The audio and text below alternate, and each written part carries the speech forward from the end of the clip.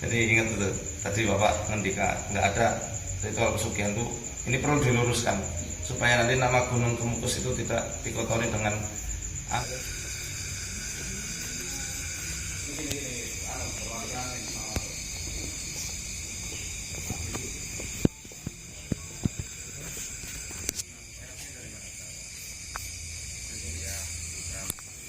disebut Gunung Kemukus karena konon katanya dulu waktu Pangeran Samudra kesini, ya, beliau meminta dikubur di sebuah dataran tinggi atau gunung yang berkabut.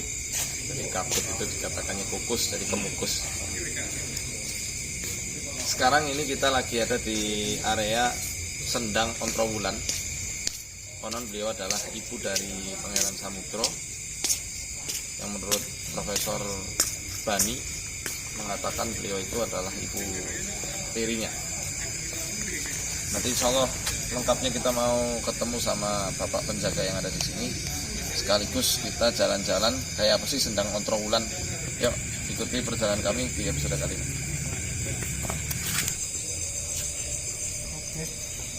Assalamualaikum warahmatullahi wabarakatuh. Pak, saya Faizal dari MFO, di channel MFO. Kita pengen tahu informasi lebih lanjut tentang Sendang Ontrowulan. Setahu saya Ontrowulan itu nama ibu tiri dari Pangeran Samudra. Jadi begini Pak, kebetulan kita berada di Sendang Ontrowulan, yang mana Ontrowulan sendiri maknanya terdiri dari dua kata kan, Ontro dan Wulan, yang mana Ontro itu rame, Wulan itu ataupun bulan. Jadi karena dulu di sini kan keramainya kan bulan. Kalau dulu ramenya kalau bulan apa sih Pak? Kalau secara umum dulu itu ramainya di bulan di hari malam Jumat Pon. Jumat Pon. Ya, karena berdasarkan sejarah Jumat Pon itu hari meninggalnya dari beliau Pangeran Samudra. Oh, masa. Bisa dibilang kayak semacam haulnya. Kayak haul ya. Iya iya. Kalau apa namanya, orang-orang sebelum ziarah biasanya mereka kesini dulu. Ya, jadi fungsi ataupun kegunaan dari Sendang Ontrowulan sendiri sebenarnya persiapan sebelum seorang peziarah itu melaksanakan ziarah ke makam Pangeran Samudra. Sedangkan acuan kami yaitu tadi terkait tata cara ziarah itu Perda nomor 2 tahun 2012 yang diterbitkan pemerintahan Kabupaten Sragen, yang mana di perda tersebut mengatur tentang alur tata cara ziarah. Alur tata cara ziarah itu sendiri diawali dengan sesudah seorang peziarah di Sendang dengan cara cuci muka, mandi, atau misalnya seorang muslim wudhu, kemudian dilanjutkan dengan berdoa depan kunci, baru tahapan selanjutnya nanti ziarah ke makam Pangeran Samudra di lokasi di atas.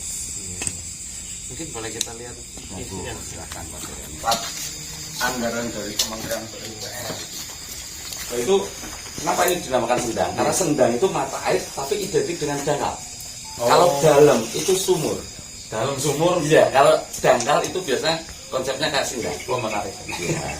Sedangkan di sini memang kalau sampai semuanya menyaksikan ada beberapa bunga itu karena di sini ada semacam akulturasi budaya antara akulturasi budaya Jawa dengan Sebenarnya buat wangi-wangian lah ya. iya betul. Kalau misalnya pakai sabun bagaimana? Sebenarnya nggak masalah. Nggak masalah ya? Nggak masalah.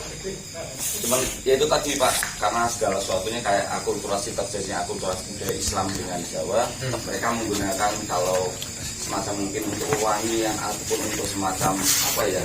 Nah kalau bahasa sekarang aroma terapinya kan mereka menggunakan coba. Cuman terkadang salah persepsi aja. Ya, Mereka menggunakan istilahnya ada unsur apa ya, mungkin bahasa kayak semacam mistisnya lah bahasanya. Iya. Itu juga saya mau sampaikan ke teman-teman ya. Banyak juga yang bertanya-tanya. persepsi. Gimana sih hukumnya kalau misal kita mandi pakai kembang? Sebenarnya kalau niatnya itu untuk wangi-wangian tidak masalah.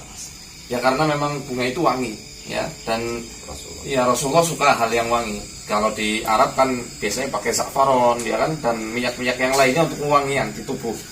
Nah di sini karena banyak bunga-bungaan, maka juga pakai bunga yang sifatnya mewangikan diri, nggak masalah hal tersebut.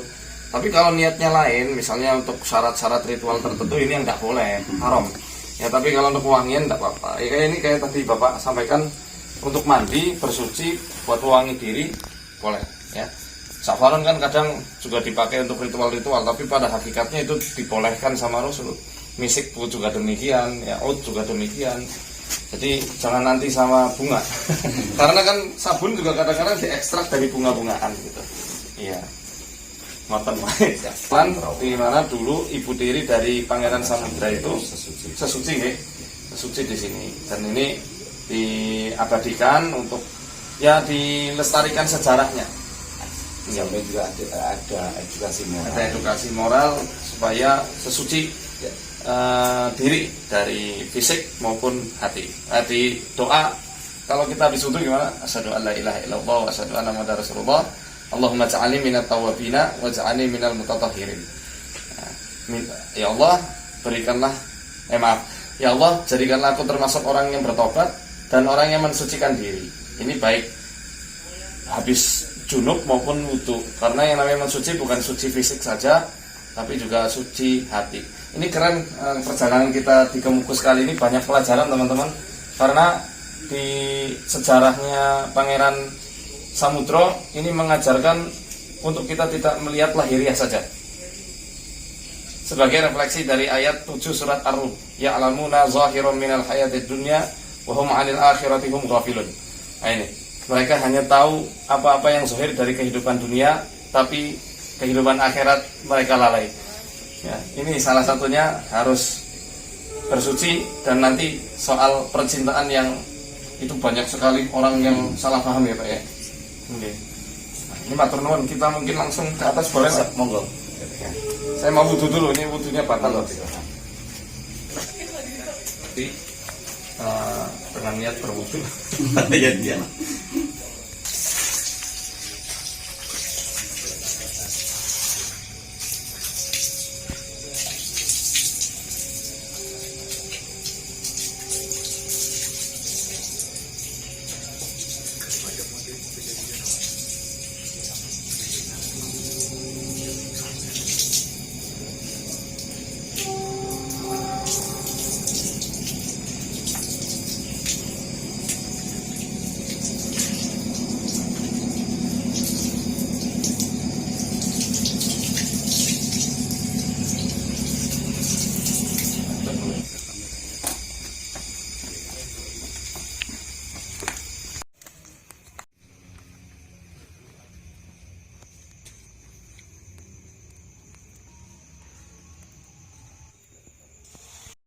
Widodo, beliau Sewu Kunci dan menjaga di makam Pangeran Samudra. Ini di sini beliau yang punya wewenang menjaga sini. Jadi yang kalau tadi Bapak Suparti, Pak Suparti, beliau menjaga di Sendang Mandrawulan. Kalau Bapak Widodo di sini di kompleks pemakaman Pangeran Samudra. Itu sempat tadi kita tanyakan sih sebenarnya nama aslinya beliau siapa, kemudian beliau itu kalau tidak salah juga pendakwah Islam juga nih, penyebar agama Islam. Walaupun beliau juga secara terakhir itu kan anak keturunannya Brawijaya. Iya, Brawijaya. Istri saya. Ajaran beliau itu yang paling ditekankan itu apa sih Pak? Yang disebarluaskan agama Islam. Iya. Wisdomnya. Saya dapat rumor banyak orang salah paham, katanya datang ke sini tuh harus berkasih sayang gitu kan. Ya, itu aslinya Pangeran Samudra kan penyebar agama Islam. Dia dari rumah, dia muridnya Sunan Kalijaga, nggak ada istilah katanya selingkuh, itu nggak ada. Memang dari dulu mbah-mbah itu kalau menceritakan demen itu tahunya demennya, karena aslinya demen di tempat kita dengan yang terus suci bersih, kita mendoakan itu tidak kok ada selingkuh, nggak ada, itu di dalam salah kaprah. Maksudnya berzina gitu ya. Salah kaprah itu. Ya, jadi sebenarnya kan kalau tidak salah saya pernah lihat juga siapa yang hendak mendatangi Tuhannya, dia harus menyatu dengan bercinta. Maksudnya bercinta di sini maksudnya menguatkan kecintaannya itu kepada Allah. Kalau ini saya sedikit sharing juga untuk teman-teman yang ada di rumah, bahwa secara filosofi cinta, ada sebuah ungkapan filosofi dari Yunani, ada 3 tingkatan cinta itu. Ada eros. Eros itu cinta yang erotik, jadi dia itu melihat dia berdasarkan aurat dan juga bentuk fisik yang secara nyata gitu. Misalnya jenengan suka dengan seorang wanita tapi dengan parasnya saja, wanita suka dengan parasnya laki-laki yang dengan tipe mungkin ya kayak opa-opa Korea atau yang semisalnya, itu eros. Erotik, dia cinta yang erotik itu ya cinta hewan dengan kesadaran bahimia, kesadaran binatang. Ada filos itu cintaan karena rasa yang lebih dalam lagi, antara aku dengan kamu sudah menjadi kita, melebur jadi satu. Nanti tahapan yang ketiga adalah agep. Dia adalah cinta yang tidak lagi menganggap cinta itu batasannya dengan fisik saja, lebih dari itu, bahkan tidak bisa diwujudkan dengan sentuhan cinta fisik saja. Maka kita tidak mungkin mencintai Allah dengan eros, ya, tahapan eros, karena kita nggak bisa melihat Allah, belum bisa melihat Allah nanti besok di surganya Allah, amin. Kita kan nggak bisa mencintai Rasul karena nggak pernah ketemu Rasul. Makanya untuk mencintai mereka yang gaib, ya, Rasulullah kan sekarang sudah gaib karena sudah meninggal, maka harus menggunakan ya ini, ya, egep ini, kecintaan yang dia dirasakan antara batin dengan batin, antara yang yaitu tadi yang nggak bisa disifati, kita rasakan betul-betul kehadiran Allah dengan muraqabah, dengan ihsan. Ini kan ihsan adalah tingkatan iman yang paling tinggi. Apa makna ihsan? Ya. Ta'budullah, ya, kamu beribadah sama Allah ka'annaka tarahu fa in lam takun tarahu fa innahu yarak. Ibadah sama Allah seakan-akan kamu melihatnya. Tapi kalau kamu nggak bisa melihat Allah, yakinlah Allah melihat kamu. Sebenarnya makna ihsan ini. Kok bicara filosofi ya, ini untuk memahamkan saja sebenarnya seperti itu. Sebenarnya kalau dilihat dari ajarannya Pangeran Samudra, ya, itu mengajarkan umat muslim untuk ihsan, untuk selalu mendawamkan muraqabahnya. Ada ulama salaf yang mengatakan supaya terhindar dari maksiat, Allah bersamaku, Allah menyaksikanku, Allah melihatku. Hal ini nggak bisa dimaknai dengan eros tadi, erotik, menggambarkan Allah kayak CCTV atau bleger, orang yang selalu mengawasi kita, tidak. Tapi kita meyakini Allah meliputi kita dengan ilmunya. Bahkan kalau kita di lubang semut pun Allah tahu. Menanamkan cinta itu ya memang tahapannya butuh perjuangan sekali. Itu yang kita bisa petik sebenarnya dari pelajarannya ini Pangeran Samudra ini. Jadi bukan datang menyembah Allah dengan berkasih-kasih dengan tadi saya selingkuh apa sih? Nah, ini keliru sekali. Tadi sudah dijelaskan oleh Bapak Widodo. Itu pemahaman keliru dan dikemukus tidak ada apa istilahnya ajaran untuk berzina. Ya, itu tidak benar. Hanya masyarakat luas yang salah memahami. Ini ingat ini. La yazni zani hina yazni wa huwa mu'min. Tidaklah orang yang berzina ketika dia berzina itu beriman. Maka tidak mungkin penyebar Islam seperti Pangeran Samudra ini mengajarkan sesuatu yang bisa menghilangkan keimanan seseorang. Ini perlu dicatat baik-baik teman-teman. Jadi sebenarnya itu harus diluruskan apa yang disampaikan Pangeran Samudra. Karena ajaran Islam murni adalah dengan mentauhidkan Allah, jadikan Allah sebagai satu-satunya Tuhan yang tunggal untuk diibadahi, tidak disekutukan dengan apapun, tidak diibadahi dengan karya-karya ibadah kita sendiri, tapi dengan syariat yang sudah Allah berikan, tuntunannya kepada Kanjeng Nabi Muhammad SAW, yang kemudian disebarkan, diteruskan hal itu secara estafet dari para ulama-ulama. Ulama kan warasatul anbiya, warisannya ini para nabi. Di antara ulama-ulama itu Dewan Dakwah Walius Sana. Babatnya kan babat Walius Sana. Jumlahnya songo, makanya lebih mudah ya Wali Songo itu.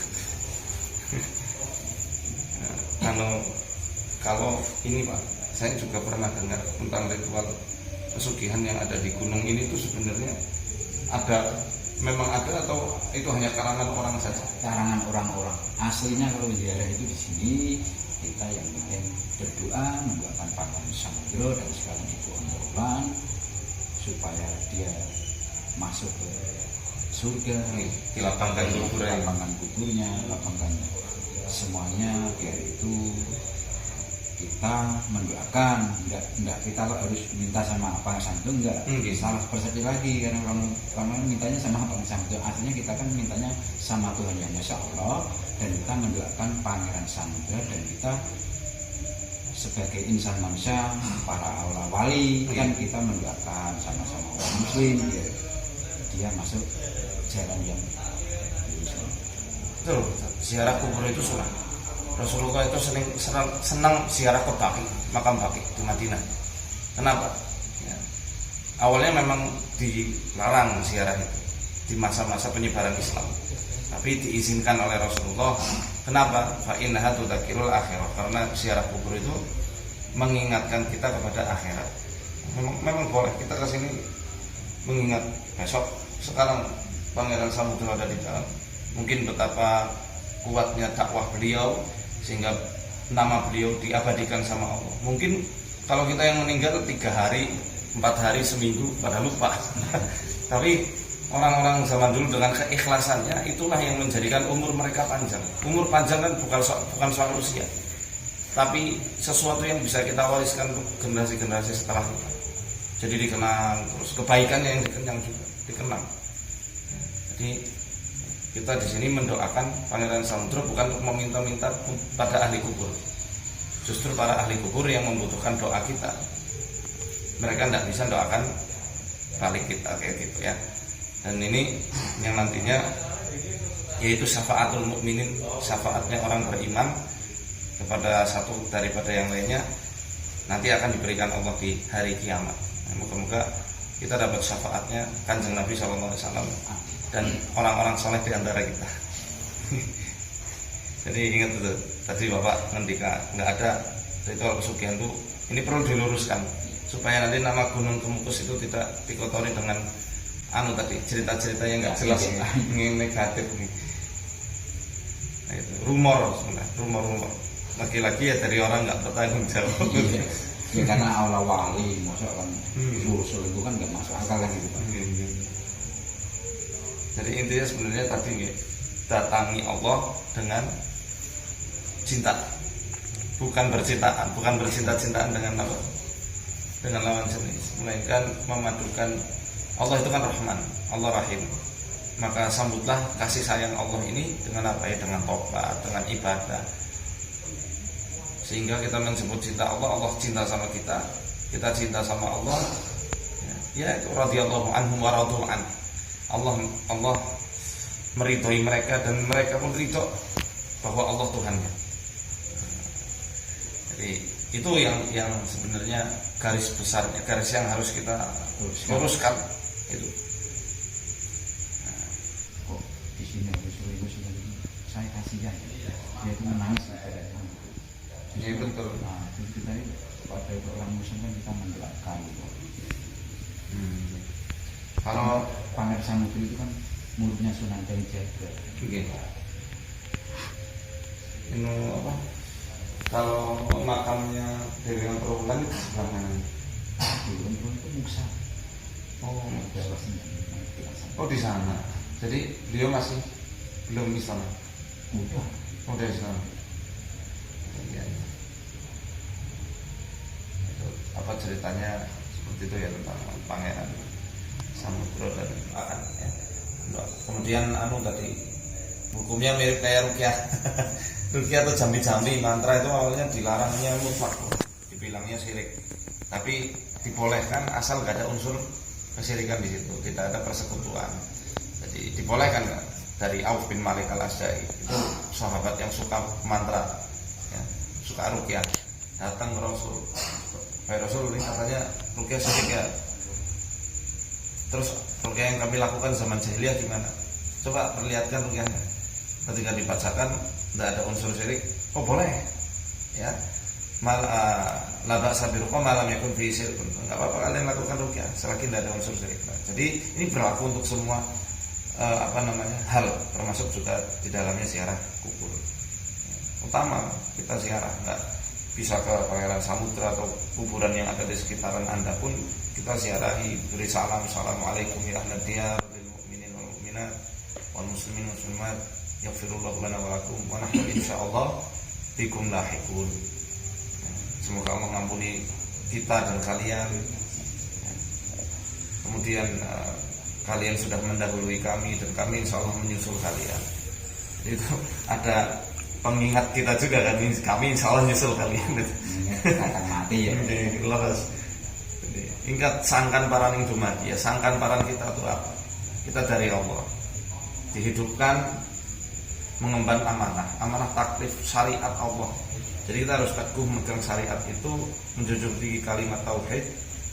Untuk apa? Untuk bisa kembali dengan selamat ke hadirat Allah, nggak disiksa.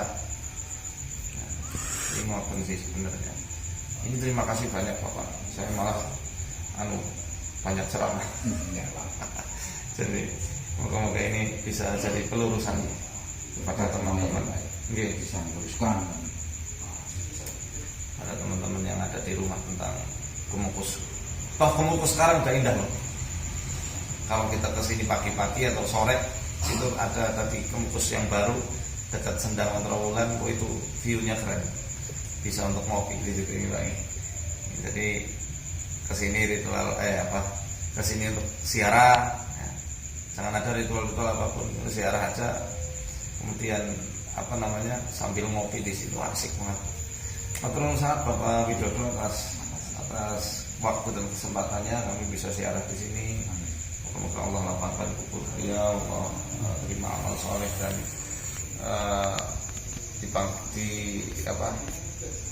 disatukan dengan rohnya para syuhada, para solihin dan orang-orang yang Allah ridhoi. Kita kembali ke depan. Betul sama.